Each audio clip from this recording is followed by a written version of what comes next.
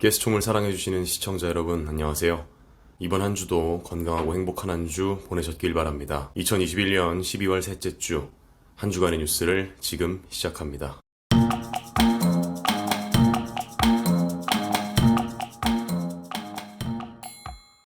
13일이죠. 더불어민주당 이재명 후보가 TK 유세 과정에서 전두환 전 대통령을 평가하고 논란이 불거졌습니다. 미리 말씀드리지만 이 발언의 내용은 누구나 이해할 수 있는 평이한 내용이고, 제가 준비한 뉴스 내용이 곧 이재명 후보의 발언에 대한 각계의 반응, 그 평가를 다루고 있기 때문에 가스총은 발언의 적절성, 그런 평가보다도 이 발언을 통해서 엿볼 수 있는 이재명 후보의 이중적 태도를 다룰 겁니다. 지난 영상들을 통해서도 꾸준히 말씀드려왔지만, 제가 바라보는 이재명이라는 사람, 이재명이라는 정치인을 관통하는 가장 큰 의혹은 바로 기회주의에 기반한 이중성이기 때문입니다. 일관성, 철학과 원칙, 국민의 지도자가 되려면 반드시 갖춰야 할 바로 그게 이재명 후보에게는 보이지 않는다. 저는 한결같이 이 부분을 지적해왔는데요. 전두환 전 대통령에 대한 평가를 두고 다시 한번 드러난 이재명 후보의 이중성, 살펴보는 시간 함께 하시죠. 이 후보는 경북 안동 출신이죠. 이번 TK 유세 과정에서도 그 사실을 적극적으로 어필하면서 표심을 흡수하려는 움직임을 보였습니다. 아무래도 TK가 전통적으로 보수 세력을 지지하는 곳이다. 이 후보 자신을 지지하는 사람보다는 나를 지지하지 않는 사람이 더 많을 거다. 이런 판단을 염두에 둔 듯한 행보의 연속이었는데요. 그 과정에서 역대 대통령들에 대한 평가를 남겼는데, 그중 얼마 전 고인이 된 전두환 전 대통령에 대한 발언이 문제가 된 겁니다. 공과가 공존한다. 전체적으로 보면 삼저 호황을 잘 활용해서 경제가 제대로 움직일 수 있도록 한 공이 있다. 이런 발언을 했는데요. 이를 두고 각계의 반응이 쏟아져 나왔는데 크게 두 갈래로 나뉩니다. 첫 번째 반응은 이 후보의 발언 내용을 문제 삼는, 즉 타당성의 차원이었죠. 전두환 정권의 경제 성과에 대한 해석, 그걸 내면서 이 후보의 발언은 사실이 아니다. 바로 그런 결의 반응인데, 대표적으로 정의당 심상정 후보가 그런 반응을 내놨습니다. 자신이 직접 목격했던 당시의 시대상을 언급하면서 발언 내용의 타당성을 문제 삼았죠. 그리고 두 번째 반응이 바로 이 후보의 태도 변화, 이중성을 문제 삼는 쪽이었는데요. 사실 방금 언급한 심상정 의원도 이 부분 또한 놓치지 않고 지적을 하고 있고, 다른 사람들도 이쪽 반응이 압도적으로 많습니다. 이 후보의 이중적인 태도를 지적하기 위해서 대단한 기억력이 필요한 것도 아니었습니다. 불과 2달도 지나지 않은 일이기 때문이죠. 지난 10월 윤석열 후보의 전 대통령 관련한 발언을 두고 맹렬하게 비판을 쏟아냈던 이 후보, 불과 2달 가까운 시간이 지난 지금에 와서 TK에 방문을 했으니까 공과를 객관적으로 살펴야 한다. 그런 발언을 한다는 사실이, 이게 지금 문제가 더 되고 있는 것이죠. 윤석열 후보가 전 대통령에 대한 평가를 남겼을 때 이 후보가 뭐라고 했는지 살펴보겠습니다. 아직 아물지 않은 호남의 상처를 능멸했다. 석고대죄하라. 이런 발언을 했죠. 그때 이 후보가 취했던 입장이 바로 지금 이 후보에게 쏟아지는 비판과 정확히 같은 결입니다. 전두환을 100% 부정하지 않았다는 건데요. 다시 한번 말씀드리지만 윤 후보를 공격했던 이 발언이 불과 2달 전의 일입니다. 심지어 이 후보는 광주를 방문했을 때 5.18 묘역의 전두환 비석을 발로 밟는 퍼포먼스를 보여줬었죠. 지난 진중권 교수의 평가대로 이재명 후보는 철저한 기회주의자라는 게 확인되는 대목입니다. 표만 될 수 있다면, 지금 당장 나에게 어떤 이득이 될 것 같다면 불과 100일의 시간이 지나지도 않았는데 직선거리로 200km도 떨어지지 않은 두 도시에서 각각 완전히 다른 입장을 보일 수 있는 사람, 이재명 후보는 바로 그런 사람인 것이죠. 그러니까 이게 당연히 문제가 되고 도마에 오르내리는 겁니다. 이재명 후보의 발언, 더 정확히는 도무지 뭐가 진심인지 알 수가 없는 그 이중적 행보에 대한 비판, 이런 비판이 쏟아지니까 이재명 후보가 해명을 냈는데 다음과 같습니다. 우리 사회의 가장 심각한 병폐가 흑백 논리고 진영 논리다. 다원적이고 실용적인 사회로 가기 위해서 있는 대로 객관적으로 사물을 봐야 한다. 이렇게 변을 했는데요. 글쎄요, 그 내용만으로는 100번 옳은 얘기고 굉장히 원론적인 얘기인데, 역시나 이 후보가 입에 담을 말은 못 되는 것 같습니다. 민주당이 그동안 보여온 진영 논리에 기반한 내로남불 행태, 자신들과 다른 의견은 무조건 틀림으로 규정하고 가차없이 억압하는 정치, 먼 과거의 일도 아니죠. 심지어 이번 대선을 앞두고도 자신의 기본소득 공약을 비판하고 이의를 제기했다는 이유만으로 당원을 징계했던 게 바로 이재명 후보고 이재명 캠프 아닌가요? 이번 이 후보의 발언과 이어진 해명이 더더욱 터무니없게 느껴지는 이유가 있는데요. 단순 비교만으로도 간단하게 증명되는 민주당의 내로남불이야 셀 수 없이 많지만, 특히나 이번 발언은 방문한 지역에 따라서 완전히 상반된 입장을 내놨다? 초유의 사례라는 것이죠. 이 후보의 해명을 다시 한번 살펴보겠습니다. 해명이라고 내놓은 얘기의 핵심은 진영 논리, 흑백 논리에 빠지면 안 된다는 건데요. 이 두 가지는 전부 편가르기가 전제된 개념이죠. 그러니까 더 궁극적으로는 편을 가르지 말자, 편에 따라서 이성이 마비되거나 선입견을 갖지 말자는 의미로도 해석할 수 있는데, 호남에 가서는 호남에서 환영받을 만한 행보, 영남에 와서는 또 정반대의 행보를 선택한 것 자체가 이 후보의 내면에는 두 지역에 대한 뿌리 깊은 선입견이 있음을 방증하는 겁니다. 호남 사람들은 이렇게 하면 좋아하겠지, 또 영남 사람들은 이렇게 말하면 좋아하겠지, 바로 그런 생각이 바탕에 있을 때에만 보여줄 수 있는 이중성이니까요. 위기를 모면하려고 어떻게든 원론적이고 또 굉장히 이상적인 해명을 냈는데, 이번 행보의 이면에는 그 해명과 정확히 배치되는 모습을 보여주시니까 하여튼 참 재밌는 분입니다. 마음속 깊이 진영 논리, 내로남불식 사고방식을 가졌다는 걸 다시 한번 증명한 이재명 후보, 그 다음 행보를 지켜봐야겠습니다.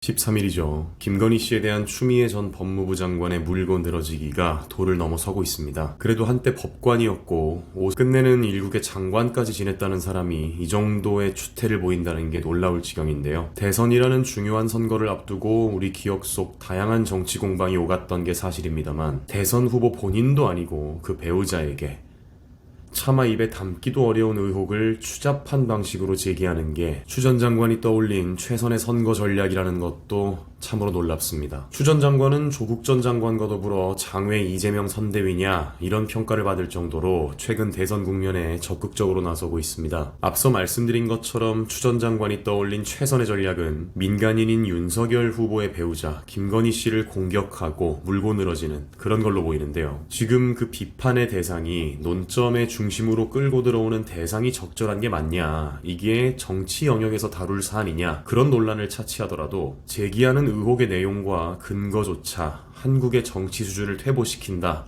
이런 평가가 나올 지경입니다. 민주당 내부에서도 부끄러울 지경이다, 이런 반응이 나오기 시작한 추 전 장관의 폭주, 살펴보는 시간 함께 하시죠. 시청자 여러분께서도 추 전 장관과 윤석열 후보와의 악연 너무도 잘 아실 텐데요. 법무부 장관으로 재직하던 당시 검찰개혁이라는 미명 아래 당시 검찰총장으로 재직하던 윤석열 총장과 대립하고 위법성, 편파성으로 점철됐던 수많은 논란을 일으켰습니다. 끝내는 중앙행정기관 중 하나인 법무부를 정치화시켰다, 이런 최악의 평가를 받았죠. 법무부 장관으로서의 추미애에 대한 평가를 단적으로 보여주는 설문입니다. 추 전 장관의 주요 행적에 대해 어떻게 평가하는지 법조 기자들이 답을 한 건데요. 모든 부분에 걸쳐 압도적으로 부정적인 응답이 높게 나왔습니다. 심지어 이때 설문에 참여한 기자 중에서 내 정치 성향은 보수다, 이렇게 답한 기자들은 22%에 불과했습니다. 바꿔 말하면 78%의 기자들은 진보거나 중도라고 답을 했다는 거죠. 그 중에서도 진보 성향이라고 답한 기자가 33%니까 지지하는 가치를 막론하고 추 전 장관의 행보가 얼마나 몰상식한 취급을 받았는지 확인할 수 있죠. 그랬던 추 장관이 장관직에서 이제 물러났고 윤석열 후보도 검찰총장에서 물러나면서 정신을 차렸을까요? 절대 그렇지가 않죠. 조금이라도 기대한 제가 바보입니다. 윤 후보에 대한 무리한 공격으로 진영 논리에 빠지지 않고 조금이라도 건전한 이성을 가진 사람이라면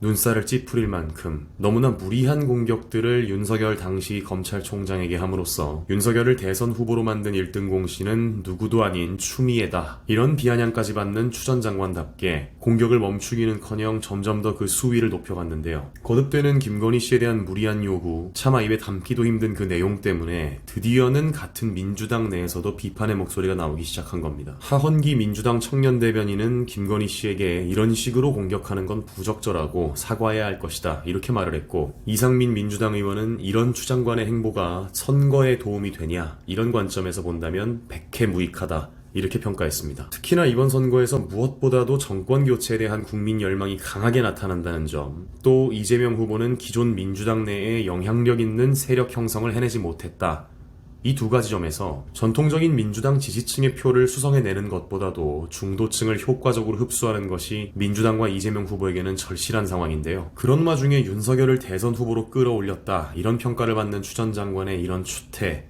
이재명 후보에게 호재일 리가 없겠죠. 보나마나 중도층들이 전부 등을 돌릴 테니까요. 이렇게 수준 낮은 논의를 대선 국면에서 논점화한다는 것 자체가 중도층 입장에서는 지난 5년간 민주당이 보여온 부정적인 행태, 더 정확히는 추 전 장관의 폭압적인 행태를 떠올릴 수밖에 없을 겁니다. 가뜩이나 형수 욕설, 전과 이력, 이렇게 개인적인 윤리적 약점을 가진 이재명 후보 입장에서는 그런 부분을 국민의힘 측에서 똑같이 대선 후보의 자격으로 제시하면서 공격하는 그런 빌미를 주는 것이기도 하죠. 이렇게 어떻게 생각을 해보더라도 이재명과 더불어민주당에게 절대 도움이 될 수 없는 행동을 우스갯소리처럼 추미애는 사실 윤석열을 대통령을 만들고 싶어한다. 그 말이 사실인가 싶을 정도로 추 전 장관은 거듭 자충수를 두고 있죠. 심지어 거기서 멈추지 않고 지난 10일에는 조국의 강은 실체가 없다, 이런 궤변까지 서슴지 않고 냈습니다. 실체가 없다니요? 실체가 없다는 게 도대체 무슨 뜻입니까? 조국 사태 중에서 가장 큰 불공정 논란을 낳았던 자녀 조민 씨 관련된 재판만 두고 보더라도 조민 씨의 부정입학과 관련한 7개 혐의가 2심까지 전부 유죄로 판단됐는데 법관 출신인 추 전 장관이 이런 상황에서 실체가 없다는 표현을 도대체 어떻게 쓸 수가 있는지 기가 찰 노릇입니다. 저는 정말 어떻게 이게 가능한 건지를 이해를 못하겠어요. 진영 논리에 완전히 매몰되면, 그렇게 스스로 이성을 포기를 하면 사람을 살리고 사회를 바꾸는 정치가 아니라 사람을 죽이고 사회를 분열시키는 정치를 하는 사람에게는 아마 가능한 일인가 봅니다. 추 전 장관의 무지막지한 공세가 계속될수록 거꾸로 윤석열 후보의 경쟁력은 올라가는 것 같습니다. 추 전 장관 말대로 권력자에게는 검증이 필요하죠. 하지만 김건희 씨는 권력자도 공권력을 행사할 사람도 아닙니다. 반대로 계속되고 있는 이 추태는 추 전 장관의 공권력에 대한 인식을 보여주는 것 같기도 합니다. 추 전 장관의 남편이나 다른 가족들은, 가까운 지인들은 법무부 장관 재직 당시에 직무에 간섭을 했던 모양이죠. 그렇지 않고서야 대선 후보의 배우자에게 공권력 운운하면서 검증을 요구할 이유가 도대체 뭐겠습니까? 말을 하면 할수록, 글을 쓰면 쓸수록 중도층을 윤석열에게 결집시켜주는 추 전 장관, 계속 말씀도 많이 하시고 글도 많이 쓰셨으면 좋겠습니다.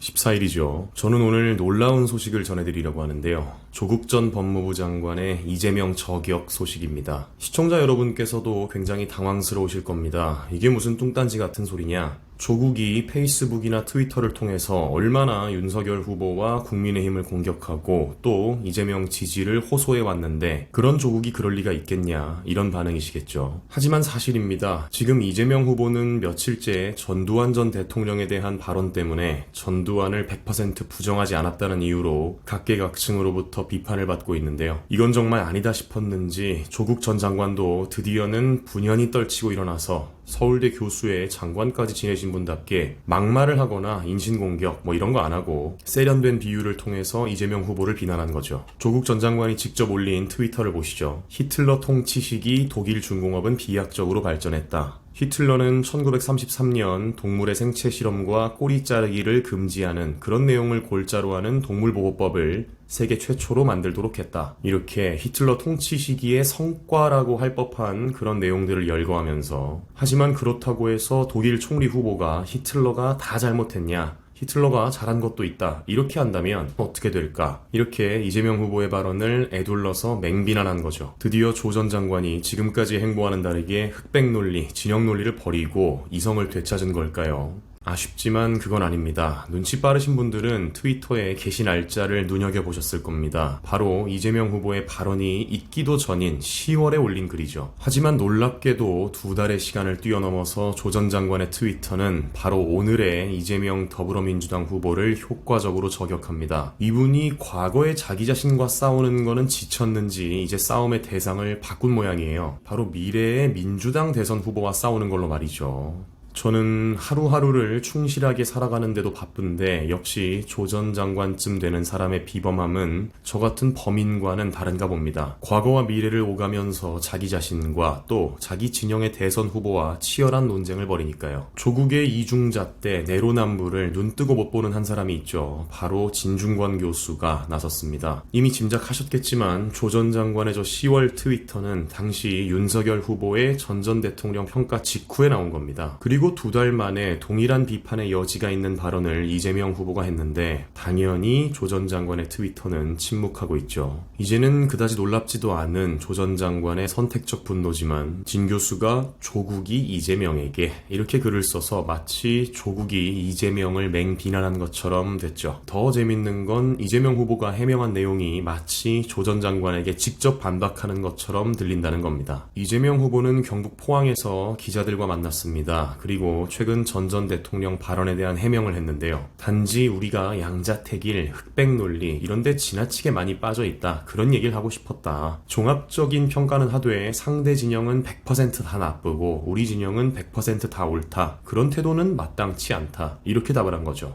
이쯤 되면 진지하게 조 전 장관의 흑백 논리, 이중잣대를 지금 이재명 후보가 역저격을 하는 게 아닌가 싶은데요. 모든 사안에 있어서 선택적으로 이성을 발휘하고 도덕적으로 분노했던 조 전 장관의 행태를 꼬집기에 저만큼 좋은 답변은 없을 테니까요. 조국은 미래의 이재명을 저격하고 이재명은 과거의 조국에게 반박하는 한편의 코미디가 벌어지고 있는 겁니다. 비슷한 양상을 보이는 분이 또 한 분 계시죠. 어제 말씀드렸던 것처럼 추 전 장관의 최근 행보는 사실상 윤석열 띄워주기 수준인데요. 민간인인 윤석열 후보의 배우자 김건희 씨에게 저질스러운 정치 공세를 해서 배우자도 이렇게 다룰 거면 이재명 후보 본인의 개인적 결정은 더더욱 마음껏 정치화하고 공격해도 된다. 그런 분위기를 만들어주셨죠. 정책에 대한 비판도 아니고 하다못해 후보자 본인에 대한 검증, 비판도 아니고 민간인에 지나지 않는 후보의 배우자에게 현실적으로 검증이 거의 불가능에 가까운 20여 년 전의 과거를 들먹이면서 추잡한 프레임을 뒤집어 씌우려는 의도, 그런 의도로밖에 보이지 않는 저질 정치 공세. 추 전 장관의 선거 전략은 지금 그 이상도 이하도 못 되는 것 같은데요. 이렇게 두 분이 각각 맡은 바 제 역할을 다하실수록 어떤 일이 벌어질까요? 바로 중도층의 이탈입니다. 그렇다고 해서 무조건 윤석열을 지지하게 될 거다 이렇게 주장하진 않겠습니다. 실제로 그렇게 생각하지도 않고요. 다만 문재인 정부의 정치 체질을 대표하는 두 전직 법무부 장관들이 보이는 이 행태, 흑백 논리에 빠져서 상대방을 무조건 악마화하고 선거에 이기기 위해서라면 상식적이고 건전한 이성을 망설임 없이 포기하는 이런 모습을 보면서 대다수의 국민들은 적어도 민주당이 또 586 세력이 어떤 사고방식을 공유하는 사람들인지 확증을 굳히게 되겠죠. 이 사람들에게 다양성을 아우르는 건전한 이성, 그런 건 정말 없구나. 도저히 기대할 수가 없구나. 그러니 국민 전체를 아울러야 하는 일, 공직을 맡겨서는 절대로 안 되겠구나. 이런 생각이 들 수밖에 없는 겁니다. 문재인 정부 5년을 겪고 정권 교체에 대한 국민 열망이 그 어느 때보다도 강하게 나타나고 있는 지금 중도층의 이탈을 더더욱 가속화시키는 두 전직 장관의 오지랖, 과연 이재명 후보의 지지율에 어떤 영향을 미칠지 흥미롭게 지켜봐야겠습니다.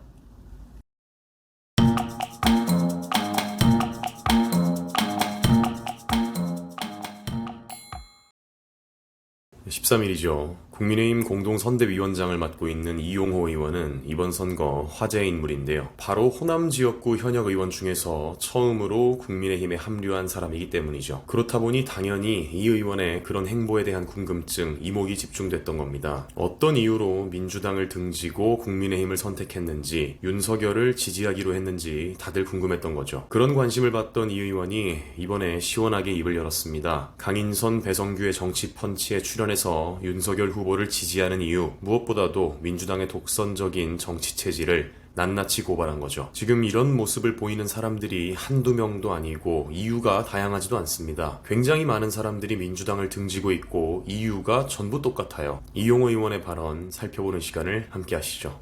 이용호 의원은 국민의힘 공동선대위원장이자 새시대위원회 대외협력본부장을 맡고 있습니다. 윤석열 후보는 그야말로 상남자 스타일이다. 호방하고 거침없고 또 의리 있다. 이렇게 평가했네요. 무엇보다 기성 정치인들에게서 특히 몸담았던 민주당에서는 수도 없이 목격했을 꾸밈, 군말 이런 게 없다. 그런 알맹이 없는 영혼 없는 정치적 수사 없이 잘하겠습니다. 실망시키지 않겠습니다.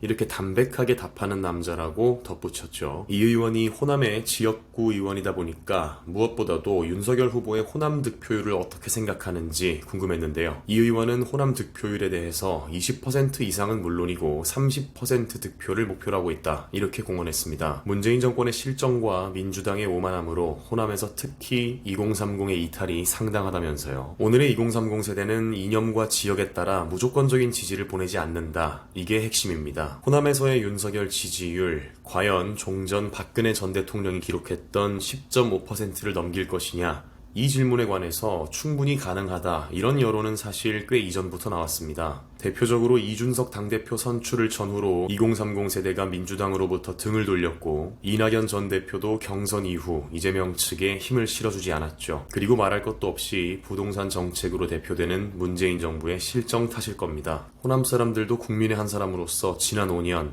다시 이런 정부가 반복되어서는 안 된다는 생각을 하는 거겠죠. 사실 윤석열 캠프에 이 의원이 합류하면서 들러리 아니냐, 호남 표심을 위한 보여주기식 영입 아니냐, 이런 얘기도 일각에선 있었던 게 사실입니다. 하지만 이 의원은 단칼에 아니라고 선을 직접 그었죠. 윤 후보가 중대선거구제로 개편하는 방안을 포함 개헌, 정계 개편 논의에 대해 이 의원에게 직접 굉장히 적극적인 의지를 보였다는 거죠. 그럼에도 불구하고 호남 현역 의원이 민주당 복당을 안 하는 데서 단순히 거기서 그친 것도 아니고 국민의힘에 입당을 하고 또 윤석열 캠프 선대위원장을 맡는다? 대체 어떤 일이 있었길래 이럴까? 여전히 궁금하신 분들도 계실 텐데요.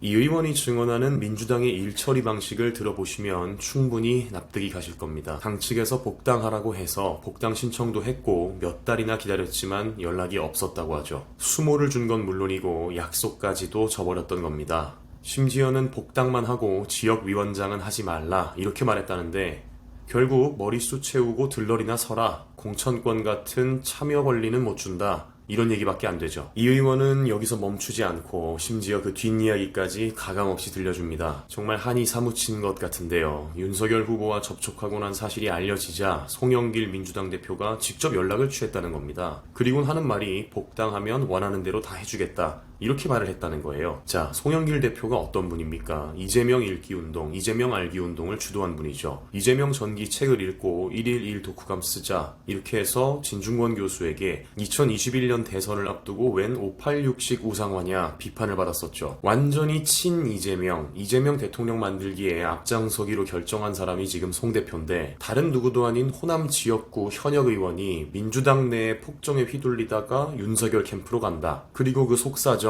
민주당의 내부 사정을 전부 고발한다. 지난 5년간 문재인 정부의 국정 운영에 크게 실망했던 국민들이 정권 교체를 더 바라게 될 테니까 급했던 모양입니다. 또 이재명 후보 본인과도 뒤늦게 연락이 됐다고 해요. 이재명 후보는 이 의원에게 함께 가자, 이렇게 얘기를 했다가 그동안 있었던 일들을 전부 털어놨더니 늘 그랬듯이 나는 몰랐다, 이렇게 발을 빼고는 다시는 연락을 하지 않았다고 합니다. 이 의원은 최근 극단적 선택을 한 유한기 전 성남도시개발공사 개발사업본부장에 대해서도 대장동 비리의 몸통을 밝힐 고리였는데 그게 사라져버렸다, 극단적 선택을 하는 과정에서 무엇이 작용했는지 의문스럽다, 이런 발언을 남겼죠. 늘 가장 큰 적은 내부에 있다고 하죠. 주류 세력에 반한다는 이유만으로 민주당이 이렇게까지 같은 당 의원을 몰상식하게 취급한 결과가 무엇이었습니까? 이 의원은 윤석열 선대위에 합류했고 어제를 기점으로 적극적인 활동에 나서고 있습니다. 이번 대선의 향배는 이념전쟁, 편가르기 싸움, 이런데 질릴 대로 질린 국민들이 어느 쪽을 선택할까, 여기 갈릴 것으로 예상되는데요. 하루가 멀다 하고 뼛속까지 비민주적인 민주당의 체질, 이게 지금 적나라하게 까발려지고 외부인도 아니고 함께 일을 했던 사람들의 공통적인 증언이 이어지면서 누굴 꼭 찍어야겠다, 이런 생각보다도 민주당은 도저히 못 찍겠다는 여론이 형성되는 것 같습니다. 지역정치, 편가르기 정치를 해소하는 첫 단추가 될 이 의원의 윤석열 캠프 합류, 앞으로 기대를 갖고 지켜봐야겠습니다.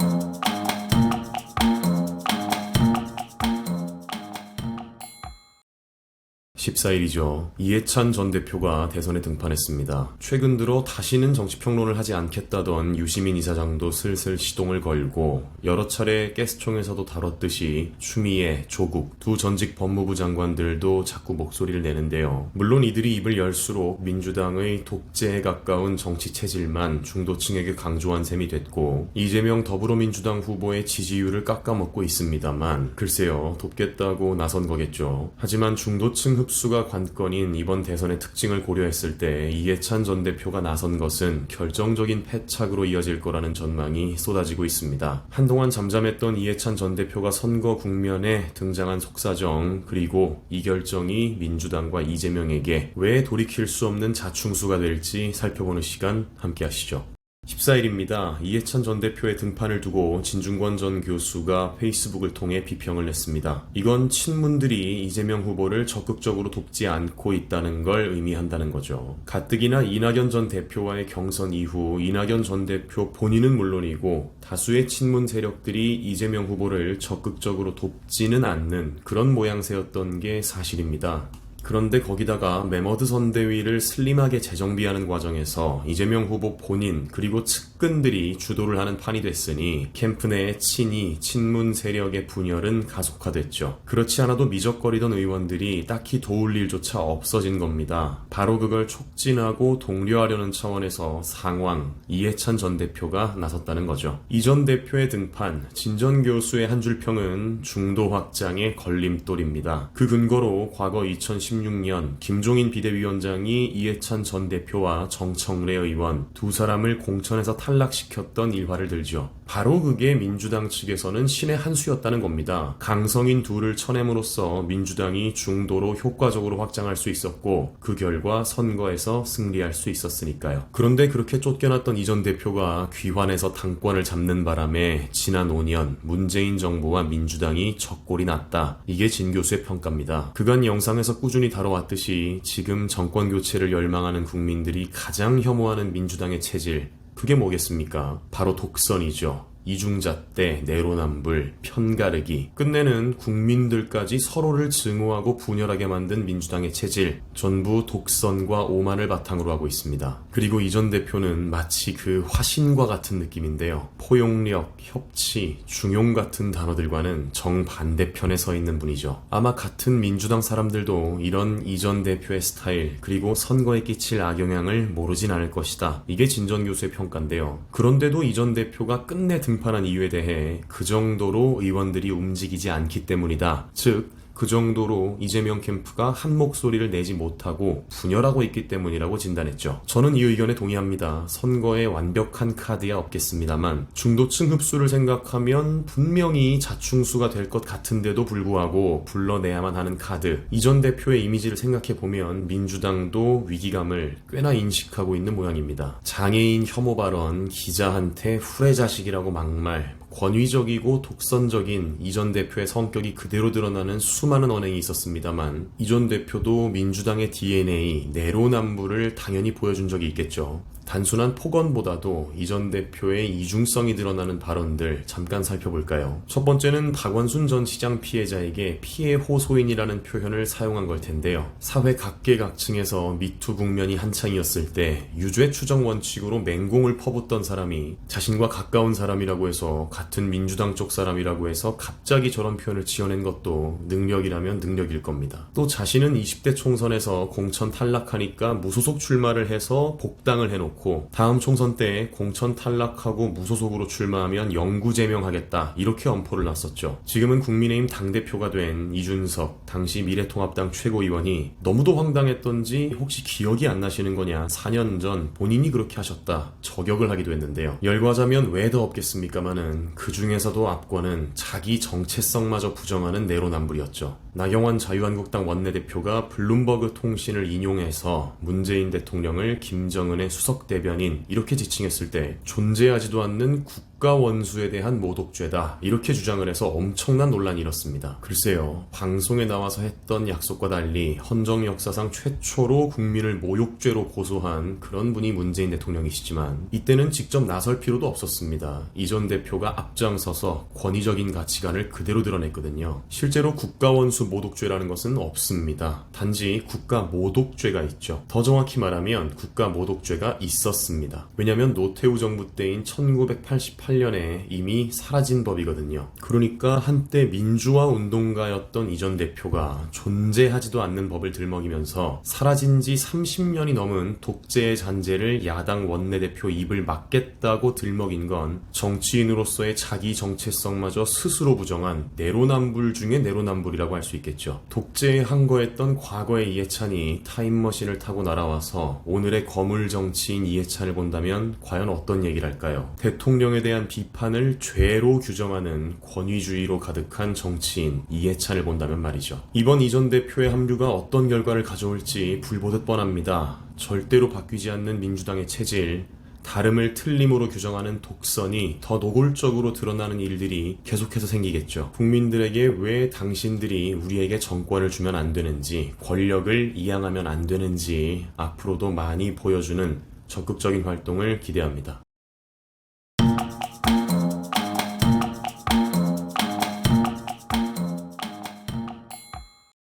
15일이죠. 홍준표 국민의힘 의원 소식이 들어와 있네요. 다름 아닌 개그맨 유병재 씨에게 참 못된 자다 이렇게 비판을 한 건데요. 홍 의원은 인물에 대한 단평을 종종 남기는 편입니다. 구구절절 길게 하기보다 짤막한 평가를 남기는 편인데 유 씨에 대해서는 못된 자 이렇게만 했네요. 대선 국면이 지금 한창인데 갑자기 웬 개그맨 얘기냐, 홍준표랑 개그맨이랑 뭔 상관이냐 이렇게 궁금해하시는 분들도 계실 텐데 둘 사이에는 아주 직접적인 인연이 있습니다. 유병재 씨가 홍준표 의원에게 차마 입에 담기 어려운 언행을 한 건 시간이 많이 흘렀어요. 하지만 당시에도 그랬고 지금도 유 씨의 언행은 그 개인으로서도 비판받아 마땅하고 더더욱 흥미로운 건 좋아하면 담는다고 한국 진보 세력은 정치인들뿐 아니라 그 지지자들 역시도 뼛속 깊이 내로남불 DNA를 갖고 있다. 이걸 보여준다는 사실입니다. 홍 의원의 유병재 평가 살펴보는 시간을 함께 하시죠. 홍 의원은 14일 밤 자신이 만든 청년 정치 플랫폼이죠. 청년의 꿈 게시판에 솔직히 유병재 고소고발은 생각하지 않으셨나요? 라는 지지자의 질문이 올라오자 그자는 참 못된 자입니다. 이렇게 비판했습니다. 그러니까 정확히 질문을 어떻게 했는지 살펴보면 유병재 씨에 대한 평가를 해달라 이런 질문을 한 건 아니고 3년 전쯤 유병재가 홍 의원님을 상대로 성희롱 발언을 해서 화들짝 놀랐다. 그걸 본 당사자 홍 의원께서는 고소고발을 생각한 적은 없냐 이렇게 물어본 건데요. 홍 의원은 고소고발을 검토했는지에 대해서는 답을 하지 않았고 그자는 참 못된 자입니다. 이렇게만 답을 한 거죠. 유병재 씨는 방송 작가 출신 개그맨이죠. 사실 고학력의 작가 출신 시사풍자 개그를 주 콘텐츠로 삼는 등 실로 그간 한국 방송계에서는 보기 드문 타입의 예능인입니다. 그런 유 씨가 본격적인 유명세를 얻은 계기가 바로 정치풍자 개그였습니다. 이명박 박근혜 전 정부에 대해 온갖 풍자 개그를 하면서 주가를 올렸고 그 과정에서 홍 의원에 대한 발언도 하게 된 건데요. 그런데 그 발언의 내용이 굉장히 충격적입니다. 나는 조루다. 그래서 절정의 순간에 홍준표 자유한국당 대표가 입 주변을 정리하는 모습을 생각한다. 왜냐면 그게 가장 섹시하지 않은 생각이기 때문이다. 이렇게 발언을 한 겁니다. 정말이지 이건 길게 이유를 설명할 필요도 없이 너무나 무례한 발언인데 정책 비판도 아니고 그냥 인신공격, 성희롱에 가까운 내용이죠. 이렇게 자신을 조롱하고 우스갯거리로 만든 유병재에 대한 고소고발을 검토했는지 홍 의원은 그 질문에는 답을 안 했지만 정치하면서 일반 국민들 고소해본 적 있냐 유사한 질문이 올라왔을 때 없다고 즉답을 했습니다. 이건 홍 의원의 철학 같습니다. 일반인을 상대로는 어떠한 경우에도 법적 대응은 하지 않겠다는 취지겠죠. 누구와는 참 비교되는 대응이라고 할 수 있습니다. 대선 전에 출연했던 한 방송에서 납득하기 어려운 비난이나 비판을 국민들에게 받는다면 어떻게 할 것이냐 이런 질문에 대해서 분명히 참아야죠 라고 답을 했던 문재인 대통령입니다만 헌정 역사상 최초로 국민을 직접 고소한 대통령이 됐으니까요. 이렇게 늘 앞뒤가 다르고 말과 행동이 다르고 네 편 내 편 다른 게 민주당의 핵심 DNA라는 사실 모르는 분들이 없겠습니다만 유병재 씨를 보면서 참 재밌는 건 지지자들도 그 수준이 똑같다는 겁니다. 문재인 정부가 들어서고 나서 얼마나 많은 풍자거리가 있었습니까? 얼마나 많은 국민들의 애환이 있었어요. 조국 사태, 윤미향 사태, LH 사태, 박원순 사건, 인국공 사태, 당장 떠오르는 것만 열거해도 유병재 씨가 그 대단한 재치를 발휘할 수 있는 재료는 차고 넘쳤거든요. 하지만 그는 끝내 문재인 정부에 대한 정치 풍자를 하지 않았죠. 이건 선택한 겁니다. 얼마 전 원희룡 의원이 조국, 추미애 두 전직 법무부 장관을 들어 민주당의 체질을 분석한 적이 있었죠. 그 핵심은 현란한 내로남불 스킬까지도 안 먹히면, 그럼에도 불구하고 비판이 들어오면 잘못을 인정하고 사과하는 게 아니라 그 타이밍에 비판하는 쪽을 역공한다는 거였습니다. 그런 분석을 내놓으면서 원 의원은 보통의 인간이라면 찔려서 하지 못할 짓이다. 정말 놀라운 사고방식이다. 이런 말도 덧붙였는데요. 왜 문재인 정부에 대해서는 풍자를 하지 않냐? 왜 선택적으로 분노하느냐는 질문에 유병재 씨가 답하는 방식은 놀라울 만큼 원 의원의 분석과 일치합니다. 지금 국민들은 자신의 이중잣대를 비판한 건데 편을 드냐 안 드냐로 논점을 흐리고 국민들을 조롱해버린 거죠. 누가 편을 들어달라고 했죠? 애초에 이거는 편을 드냐 안 드냐 그 차원의 문제가 아닌데요. 본래 정치, 사회현상, 정치인들의 행태 이걸 주제로 삼는 콘텐츠를 많이 만들던 예능이니 바로 그런 콘텐츠로 시청자들에게 자신을 각인시키고 주가를 올린 연예인이 왜 정권이 바뀌니까 사람들이 바뀌니까 하지 않냐? 하던 걸 왜 안 하냐? 왜 대상에 따라 당신의 태도와 철학은 달라지냐? 그 표변과 이중성을 비판한 거예요. 그런데 거기다 대고 왜 내 편 안 들어줘? 이런 징징거림에 불과하다. 이렇게 말을 합니다. 하도 본인이 편을 갈라놓고 편에 따라서 생각과 행동을 바꾸니까 저런 생각을 할 수 있는 모양입니다. 사실 홍 의원이 유병재 씨를 저격한 건 이번이 처음이 아니죠. 지난 조국 사태 때 유 씨의 이중성을 지적한 바 있습니다.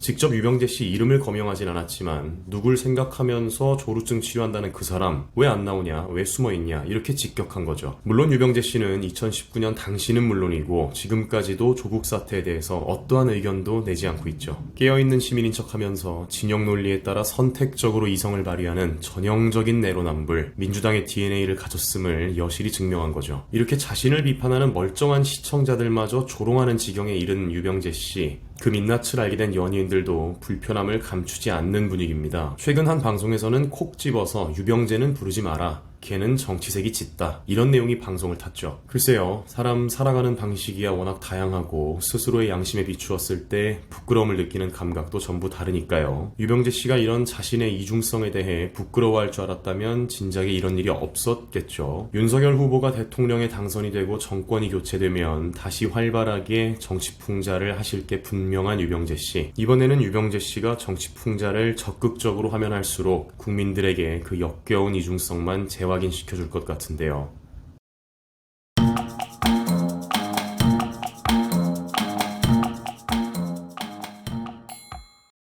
15일이죠. 강인선 배성규의 정치펀치에 윤한홍 국민의힘 전략기획부총장이 출연했습니다. 여러가지 이야기를 나눴지만 무엇보다 주목되는 건 김건희 씨 관련된 내용이었죠. 지금 민주당은 윤석열 후보의 배우자 김건희 씨에게 총공세를 가하고 있죠. 심지어 윤 후보가 정치인이 되기에도 전이고 윤 후보가 정치인이 아닌 검사였던 시절, 심지어는 윤 후보와 김건희 씨가 결혼하기 전의 사적인 활동까지 전부 공격의 대상으로 삼고 있습니다. 민주당 측은 과거 조국 사태 때의 가족 검증을 들먹이면서 김건희 씨 검증을 정당화하려고 하고 있는데요. 글쎄요, 본격적으로 영상을 시작하기 전에 제 결론부터 말하면 조국 사태의 주요 범죄 사실들은 시점적으로 전부 조국과 부인 정경심 교수가 부부관계가 된 후 두 사람의 사회적 영향력을 적극적으로 활용해서 일어난 일들이었죠. 그리고 김건희 씨를 둘러싼 개인적 의혹들은 전부 윤 후보와 알기도 전에 일어난 일이라는 너무나도 큰 차이가 있습니다. 관련된 소식 살펴보는 시간 함께 하시죠. 윤한홍 의원이 정치펀치에 출연했습니다. 윤 의원은 대선은 대통령을 뽑는 선거지 대통령 부인을 뽑는 선거가 아니지 않냐. 그런데 여권은 지금 국모 뽑기 경쟁으로 몰아가고 있다. 이렇게 말했죠. 우리가 대선은 고사하고 어떤 일을 도모하더라도 가장 중요하고 첫 번째 단계가 뭐겠습니까? 사안의 본질을 이해하는 거겠죠. 국정을 운영하는 사람은 대통령이고 대선은 대통령을 뽑는 선거입니다. 대통령의 영부인, 대통령의 배우자, 무슨 전근대 때 왕이 배우자를 간택하는 것처럼 시차를 두고 개별 사건이 있는 것도 아니죠. 대선 후보가 되기도 전부터 유부남이었으니까 배우자가 있는 것뿐이고 배우자에 대한 개별 검증이 대선 국면에 도대체 왜 필요한 건지 왜 그렇게 중요한 건지 저는 도대체 이해를 못하겠습니다. 이렇게 국정과 아무런 관련이 없는 김건희 씨를 왜 민주당이 계속 물고 늘어지는지 윤 의원은 설득력 있는 해석을 내놓죠. 대선 후보이자 대통령이 될 당사자 윤석열을 공격할 거리가 없으니까 지금 어떻게든 윤석열 후보의 지지율을 깎아먹기 위해서 배우자 김건희 씨에 대한 스캔들, 추문을 만들어낸다는 거죠. 이건 거꾸로 아무리 뒤져봐도 아무리 털어봐도 윤석열 후보 본인은 깨끗하다는 반증이 아니겠냐, 그런 의견도 전합니다. 누구와는 참 다르죠. 이재명 후보는 법률가로서 활동할 때, 지자체장으로 활동할 때, 정치인으로 활동할 때, 심지어는 자연인으로서도 온갖 논란이 있으니까요. 그렇게 후보자 본인이 대통령으로서의 자격을 의심받는 쪽이다 보니까 민주당의 김건희 씨 물고 늘어지기가 처절해 보일지언정 이해가 안 가는 건 아닙니다. 한편 윤 의원은 김건희 씨와 관련된 의혹에 대한 명확한 대책도 제시했는데요. 선대위에 꾸린 네거티브 대응팀이 정확한 사실관계를 밝히고 국민에게 알리겠다는 겁니다. 잘못된 게 있다면 깨끗하게 인정을 하고 사과할 일이 있다면 사과도 하겠다, 이런 말도 있지 않았는데요. 참 누구와는 다르죠. 국민들이 궁금한 게 있다면 살피고 만약 사실로 드러난다면 인정, 사과하겠다는 게요. 2심까지 모든 혐의가 유죄가 나왔는데도 인정도 사과도 하지 않는 공직자, 자신과 가족을 둘러싼 논란이 국민 전체를 분열의 구렁텅이로 몰아넣고도 SNS로 사실을 호도하는 공직자, 진영 논리, 흑백 논리에 빠져서 말과 글을 뱉다가 과거에 자기 자신과 싸우는 거냐는 조롱까지 듣는 공직자. 물론 이런 공직자가 이 세상에 존재할 수는 없겠습니다만 당연히 윤석열 측은 그럴 일이 없다, 이렇게 확실히 못 박은 거죠. 윤 의원은 이재명 후보에 대한 평가도 남겼는데요. 잘못된 것을 알면서도 자기 마음대로 밀고 나가는 정말 잘못된 지도자, 이렇게요. 지난 5년간 증명된 것처럼 문재인 대통령은 노무현 전 대통령보다 100배는 무능한 대통령이었지만 그래도 나쁜 이재명보다는 무능한 문재인이 낫지 않냐, 그렇게 말하는 국민들이 많다는 겁니다. 그리고 공직자에게는 무엇보다도 올바른 심성이 중요하다는 사실을 강조했는데요. 이재명 후보 주변을 둘러싼 의혹도 셀 수 없이 많지만 정확히 이재명 후보 본인만 놓고 올바른 심성을 가졌는지, 이분이 공직자가 될 자격이 있는지 생각해보기에 좋을 것 같습니다. 유례없는 전과 사범의 대선 후보니까요. 그래도 이재명이 일은 정말 잘하지 않냐, 일각의 평가도 있지만 글쎄요, 그 일을 추진하는 과정에서 수많은 의혹과 일부 범죄 혐의들이 드러났고 그 중심에 어떤 형태로든 이 후보가 연관되어 있을 거라는 합리적 의심을 할 수 있겠죠. 어떻게 보더라도 윤 의원이 말하는 올바른 지도자의 자격은 이 후보에게 찾아보기 어려운 것 같습니다. 이런 이재명 후보다 보니까 더더욱 수많은 논란과 의혹 중에서도 대장동 개발 비리 관련해서는 어떻게든 자신과 아예 상관없는 일로 만들어야만 하겠죠. 대장동이든 백현동이든 그 정도 특혜 사업이 완수되기까지 성남시장 몰래 이뤄질 순 없다, 이렇게 의혹을 제기하면서 윤 의원은 이재명 후보가 앞에서는 특검하자고 얘기하고 다니지만 민주당은 특검법이 법사위에 상정되는 걸 필사적으로 막고 있다고 증언했습니다. 이건 김기현 원내대표도 여러 번 확인했죠. 국민의힘 측은 여러 차례 조건 없는 특검을 제시했지만 민주당은 절대 받지 않는다는 걸 말입니다. 이렇게 대통령을 뽑는 선거, 대선을 앞두고 후보 본인의 의혹도 제대로 해소할 의지를 보이지 않는 민주당이 윤석열 후보 본인에게서 약점을 찾아내지 못하자 배우자인 김건희 씨의 과거, 그것도 윤 후보와 인연을 맺기도 전의 과거까지 전부 털면서 검증 운운하는 것은 정말로 비겁한 처사입니다. 어떻게 생각해봐도 그 책임을 윤석열 후보 본인에게는 지울 수가 없는 건데 민주당 입장에서는 그것밖에는 방법이 떠오르지 않을 테니까요. 진영 논리에 따른 내로남불이 주특기인 민주당답게 헛소문과 프레임으로 국민들의 눈을 가리고 어떻게든 정권을 이어가려는 야욕을 드러내고 있습니다. 그럼에도 불구하고 윤석열 후보는 이렇게 얘기합니다. 대선 후보의 부인이 아무리 결혼 전 사인의 신분으로 처리한 일이라고 해도 국민들 기준에 미흡하게 처신한 게 있다면 송구한 마음을 갖는 게 적절한 태도라는 거죠. 김건희 씨는 최근 자신의 논문, 시간 강사 채용과 관련한 의혹들이 불거지는데 사과의 뜻을 밝혔습니다. 윤석열 후보와는 인연을 맺기도 전의 일이지만 담백하게 사과를 한 거죠. 사람은 곤경에 처했을 때 본 모습을 보인다고 하죠. 저는 윤석열 후보와 김건희 씨의 대응을 두고 실로 오랜만에 대한민국의 국격, 공직자의 품격을 느꼈습니다. 최소한 국민들을 기만하면서 분열을 조장하고 온갖 편가르기로 국정이 아닌 사정을 폈던, 심지어는 인정과 사죄도 모르는 민주당과는 천지 차이를 느꼈습니다. 다가오는 대선 어떤 쪽이 신뢰할 수 있는 공권력자가 될지 길게 고민할 필요는 없을 것 같습니다.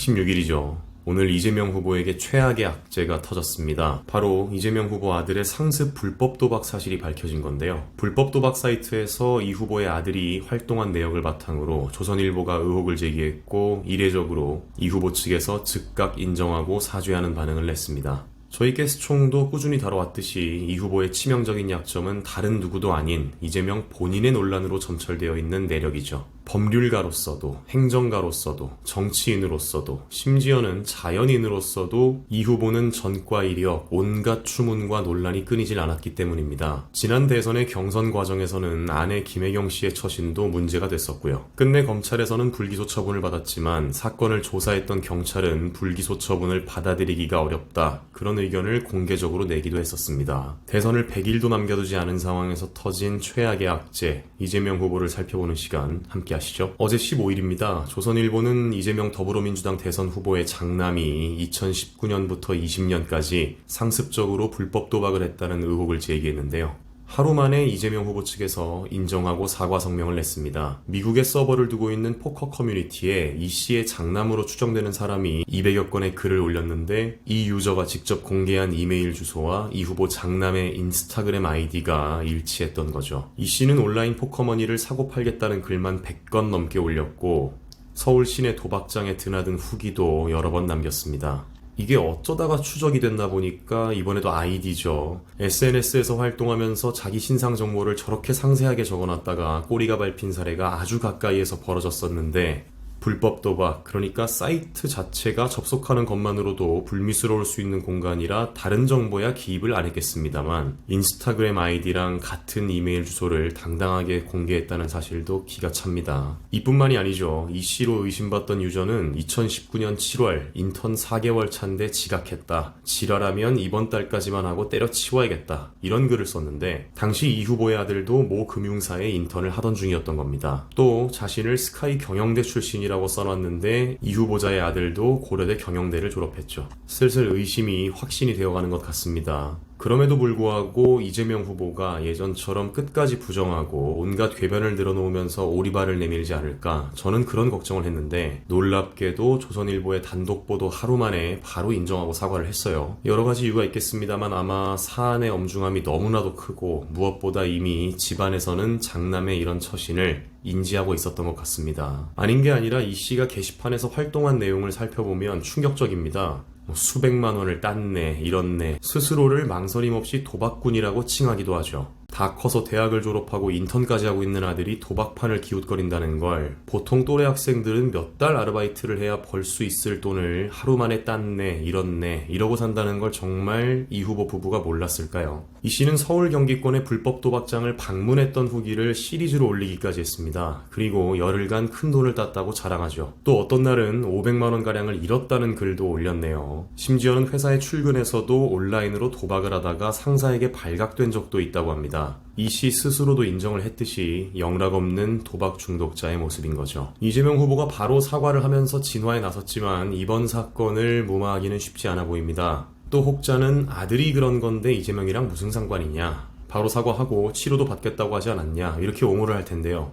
우리는 논리와 이성만으로, 능력만으로 사람을 평가하지 않죠. 실제로 우리는 일상에서 얼마나 많은 걸 감정과 느낌으로 결정을 합니까? 사적인 관계, 그러니까 친구나 지인 간에도 그 사람 본인이나 주변의 행적이 일관되게 추잡하다면 아무리 좋은 능력을 지녔어도 곁에 두기가 불편하다고 인연을 끊기도 하는데, 하물며 국정을 운영하고 국민 전체를 아울러야 할 대통령을 뽑는 선거에서 후보 본인은 물론이고 가족까지 이런 논란에 휩싸이는 걸 보아넘기기는 어렵습니다. 도박 중독을 포함한 여러 가지 행위 중독의 원인을 분석할 때 결코 빠지지 않는 게 개인적 요인과 생물학적 요인입니다. 도박 같은 행위 중독은 흡연, 음주, 마약처럼 체내에 외부 물질이 주입되는 게 아니고 특정한 행위에 중독되는 거다 보니까 아무래도 개인적인 차원에서 원인을 찾게 되는 것 같은데요. 그래서 이게 이재명 후보와 완전히 떨어뜨려 생각할 수는 없는 문제가 됩니다. 선천적으로 어떤 유전자를 갖고 있고 후천적으로 어떤 경험이 축적됐길래 멀쩡한 대학 졸업하고 유력 정치인의 아들로 살면서 도박 중독자가 되었겠느냐는 거죠. 유전자를 물려줬고 성장을 조력했을 부모 로서 이재명 후보는 책임으로부터 자유로울 수가 없습니다. 이 시대의 참 지식인이죠. 조국 전 장관도 저와 같은 생각이시군요. 이 씨의 상습 도박 범죄와 아버지 이재명 후보를 별개로 평가해서는 안 된다는 제 주장에 힘을 실어주셔서 감사드립니다. 아버지에게 배운 대로 한다. 이건 조 전 장관이 2016년에 올린 글인데요. 4년의 시간을 뛰어넘어서 아버지에게 배운 대로 한 자식의 사례가 2021년 12월에 또 한 명 발굴됐습니다. 이재명 후보와 이 후보의 아들, 하나의 고리로 부족하다면 위로 올라가 보는 방법도 있습니다. 심지어 과거 이재명 후보가 직접 진술한 그의 아버지 또한 돈이 생겼다 하면 허구한 날 화투판을 드나들다가 집 문서, 땅 문서까지 잃어버린 도박 중독자였기 때문이죠. 이재명 후보를 가운데 두고 1대와 3대가 전부 도박 중독이라면 이 3대를 연결하는 합리적인 가정은 셋 중 하나가 되겠죠. 이재명 후보는 도박에 흥미를 느끼지만 초인적인 자기관리로 도박을 하지 않았거나 도박을 즐기지만 범죄가 되지 않을 정도 혹은 비밀스럽게 즐기거나 그것도 아니라면 도박과 같은 위험천만한 게임을 다른 영역에서 하고 살거나 이 셋 중 어느 것이 가장 이 후보가 지금까지 보여온 삶의 행적과 잘 맞아떨어지는 건 각자 판단할 일입니다. 본인을 둘러싼 도덕적 윤리적 약점에 대장동 개발 비리를 둘러싼 논란까지 가뜩이나 중도층 이탈이 가속화되고 있던 이재명 후보인데요. 정권 교체를 열망하는 대다수의 국민들은 지난 5년간 어떤 새로운 지도자를 꿈꿔왔을까요? 적어도 범죄자의 아들이자 전과 사범의 범죄자, 범죄자의 아버지는 아닐 겁니다.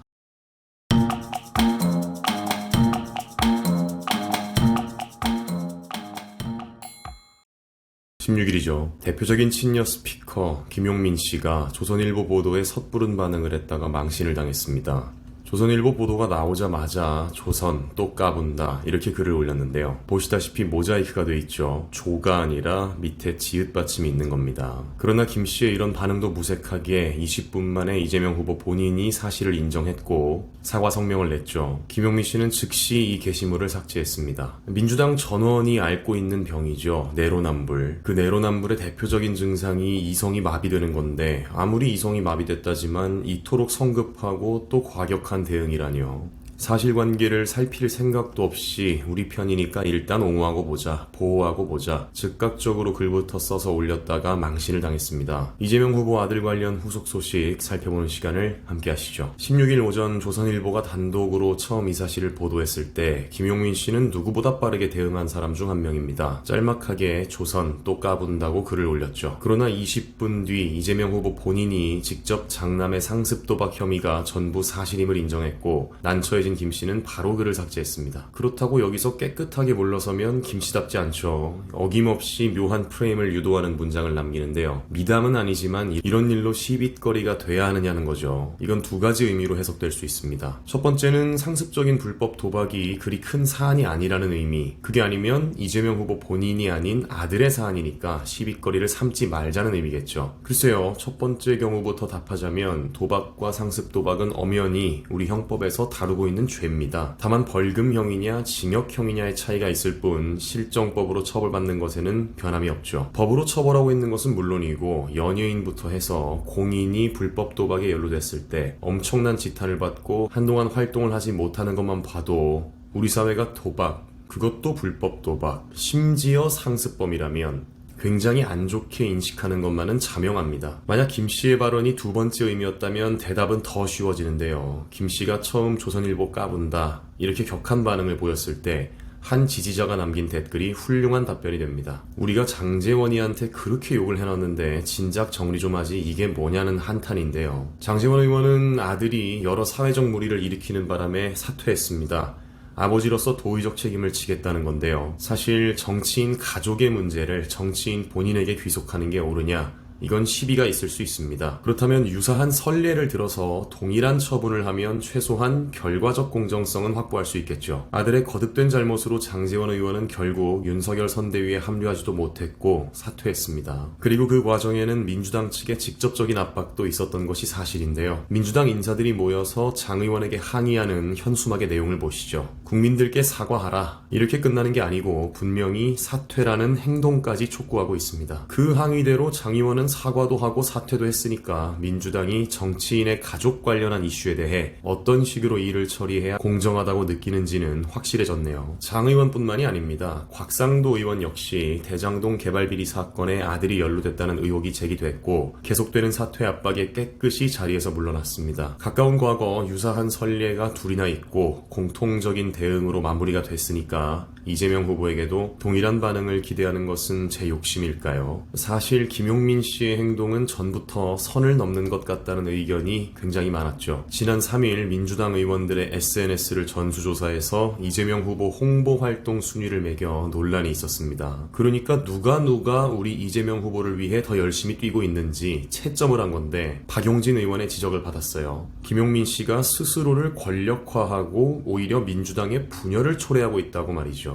민주당 내에서도 가장 독선적이고 배타적인 세력이 주류가 돼버렸고 조금이라도 자신들과 다른 의견을 내면 같은 여권 인사들에게도 가차없이 칼이 들어오는 건 익히 알려졌습니다. 저는 이번 망신을 계기로 김 씨가 자중할 거라고 생각하지 않아요. 원희룡 의원이 지적한 바 정당한 비판에 인정과 사과를 절대 하지 않죠. 어떤 괴상한 논리를 동원해서라도 반드시 역공에 나설 겁니다. 본인을 둘러싼 논란과 의혹들이 채 해소되기도 전에 아들의 상습 도박이 사실로 드러나면서 이재명 후보의 정치적 생명이 치명타를 맞았습니다. 빠른 사과로 진화에 나섰지만 앞서 말씀드렸듯이 선례를 보더라도 불법 도박에 대한 사회적 인식으로 보더라도 이번 사건의 충격을 수습하기는 쉽지 않아 보입니다. 이재명 후보 측의 다음 행보 지켜봐야겠습니다.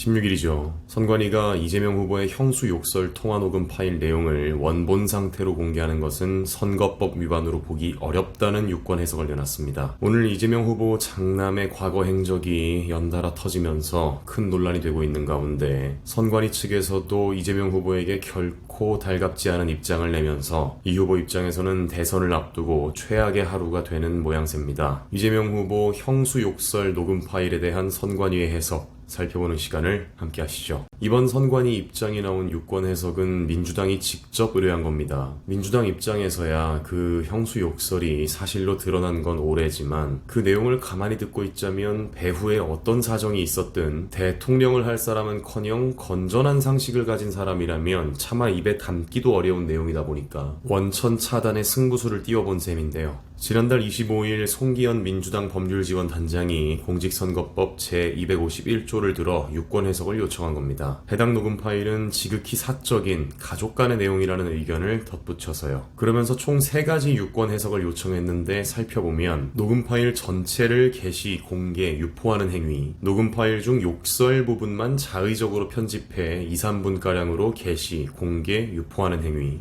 마지막으로 전체를 공개하되 욕설이 시작되는 시점을 안내하는 행위로 구분되어 있죠. 이에 대해 선관위의 첫 번째 반응은 후보자의 욕설이 포함된 녹음 파일의 원본을 유포하는 것만으로는 후보자 비방죄에 위반된다고 단정하기 어렵다는 겁니다. 그러니까 이게 통화 녹음이니까 통화가 시작되고 종료되기까지의 녹음 원본, 편집이 없는 오리지널을 유포하는 건 잘못된 게 아니라는 취지죠. 다만 편집본에 대해서는 조금 다른 해석을 내놨습니다. 후보자의 욕설 부분 만을 자의적으로 편집해서 게시, 유포하거나 송출하는 행위는 위반 가능성이 있다는 거죠. 3가지 해석 중에 유일하게 위반의 가능성이 직접적으로 명시됐습니다. 마지막으로 욕설이 나오는 시점을 특정해서 안내하는 행위에 대해서는 동기, 주체, 시기, 방법 등 다양한 면을 두루 고려해서 사안마다 개별적으로 판단해야 한다는 해석입니다. 이건 다소 유보적인 해석이라고 할 수 있겠죠. 위반될 수도 위반되지 않을 수도 있다는 겁니다. 이 후보 측에서는 상당히 당황스러울 겁니다. 민주당 측에서 직접 유권 해석을 선관위에 요청했는데 3가지 경우 중 단 하나만 위반 가능성을 직접적으로 인정받았고 하나는 딱 잘라서 위반이라고 보기 어렵다. 그런 해석. 또 하나는 이도저도 아닌 결과를 얻은 셈이죠. 그럼 이번 선관위의 해석은 이재명에게 절반의 성공이라도 거둔 거냐? 그렇게 보기도 어렵습니다. 지금 이 후보에게 무엇보다 절실한 게 뭐겠습니까? 바로 중도층의 흡수입니다. 이낙연 전 대표와의 경선 이후 친문 세력을 제대로 흡수하지도 못했고 경쟁자인 윤석열 후보는 공정성으로 대표되는 정치 신인이거든요. 그러니까 말 같지도 않은 적폐 부패니 뭐니 하면서 구태정치인이라는 프레임을 씌울 수도 없습니다. 남은 건 무슨 수를 써서라도 중도층을 흡수해서 득표수를 늘려야만 하거든요. 하지만 이번 선관위 결정으로 원본에 한해서는 전파를 해도 된다, 이런 얘기나 다름없어졌고, 그 녹음 파일의 내용은 어쩌면 이념 중립적인 중도층에게 더더욱 생생한 거부감을 줄 수도 있습니다. 왜냐면 이게 들어보면 그 내용이 너무도 과격하고 천박하기 때문에 이건 정치 공방이고 뭐고가 아니라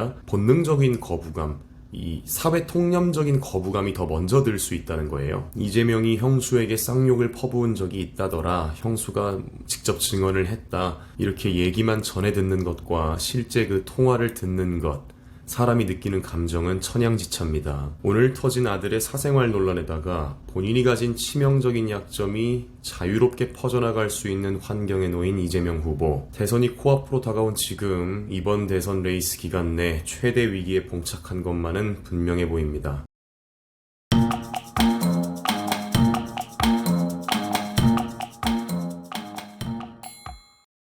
오늘이죠. 최근 연달아서 악재가 터지고 있는 이재명 후보 관련된 소식이 또 들어와 있습니다. 조선일보의 취재에 따르면 경선 기간 모금했던 정치 후원금 중에 이재명 후보에게 가장 많은 반환 요청이 들어왔다고 해요. 총 263건의 반환 요청이 접수됐고 대장동 의혹이 불거진 9월에 집중돼 있습니다. 이따가 다시 말씀드리겠지만 주목해야 하는 부분은 10만 원 이하의 소액 후원자들이 많다는 건데요. 많은 수의 소액 후원자들이 등을 돌렸다는 게 이재명 후보에게 어떤 의미를 갖고 있는지 살펴보는 시간 함께 하시죠. 이재명 후보가 경선 기간 모금했던 정치 후원금은 약 25억 원입니다. 이 중 263건, 2억 3,244만 원 상당의 반환 요청이 접수됐습니다. 이는 민주당 경선 후보들 가운데 압도적인 1위죠. 그러니까 총 101건의 반환 요청이 들어온 이낙연 후보의 2.5배가 넘는 수치고, 27건의 반환 요청이 들어온 정세균 후보에 비해서는 10배에 육박하는 수치입니다. 이게 가만히 생각해보면 액수를 떠나서 후원금을 냈다가 되돌려달라고 하는 게 여간 큰 실망, 완전히 이 정치인에게 이제 나는 등을 돌리겠다, 이런 생각 없이는 나오기 힘든 행동이죠. 다른 후보들과 비교해보고 있지만 절대적인 수치만 봐도 260명이 넘는 사람들이 이재명 후보에 대해 그런 판단을 내렸다는 겁니다. 그럼 야당은 어땠을까요? 홍준표 의원은 단 한 건의 반환 요청이 들어왔고, 안상수, 하태경, 장기표 후보는 아예 반환 요청이 전무했습니다. 국민의힘 윤석열 대통령 후보는 예비 후보자 후원회를 운영 중이기 때문에 대선 본선 기간 중에 최종 회계 보고가 이뤄질 예정이죠. 어제를 기점으로 이재명 후보를 둘러싼 논란과 의혹은 걷잡을 수 없는 수준으로 커졌습니다만, 사실은 그전부터 이 후보 본인의 인성 문제는 물론이고 이 후보를 둘러싸고 각종 추문이 있었는데요. 결정적으로 지난 9월 이 후보가 성남시장으로 재직하던 당시에 주요 사안들이 결정되고 추진됐던 대장동 개발 비리 의혹이 터지면서 후원금을 반환해달라는 요청이 급증한 겁니다. 주목할 점은 후원금을 되돌려달라고 한 이들 중 160명이 10만 원 이하의 소액 후원자들이었다는 사실인데요. 이게 어떤 의미냐면 바로 중도층들이 이 후보에게서 등을 돌렸다는 겁니다. 더 정확히 표현하면 이 후보의 비교적 장점이라고 할 수 있는 능력과 꾸준히 의혹이 제기되는 인성 사이에서 확실하게 마음을 정하지는 못했던 사람들이 대장동 개발 의혹을 기점으로 이 후보에 대한 지지를 거두기로 결정했다고 볼 수 있죠. 그래도 능력은 좋지 않나, 다른 후보보다는 이재명이 낫겠지 정도의 생각으로 지지했던 사람들이라면, 거듭되는 논란과 온갖 추문에 대형 개발 비리 의혹까지 더해지니까 이건 정말 아니다, 그런 생각이 들 법도 합니다. 또 한 가지, 대장동 의혹이 제기되고 이탈한 사람들의 머릿수가 많다는 건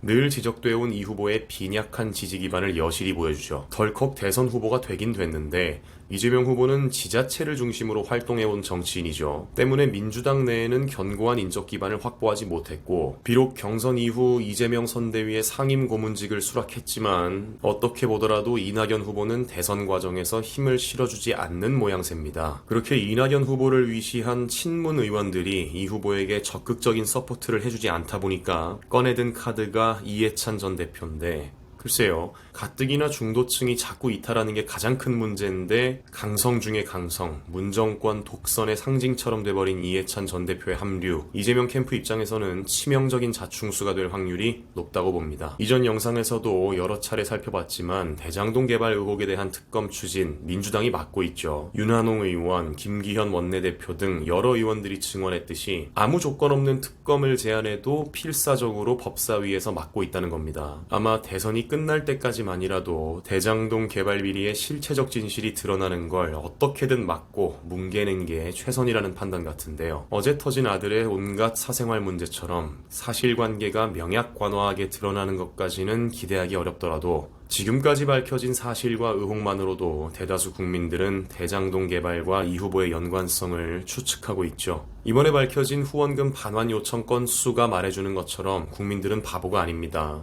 어떻게든 실체적 진실을 덮어가리고 일단 대선까지 뭉개고 넘어가려는 전략을 취해도 이렇게 많은 의혹과 비리의 중심에 이재명 후보가 있다. 그 사실만으로도 이 후보에게는 국정을 맡겨서는 안 된다고 판단하는 것 같으니까요. 점차 가속화되는 중도층의 이탈을 어떻게 막을지 이 후보의 다음 카드를 지켜봐야겠습니다.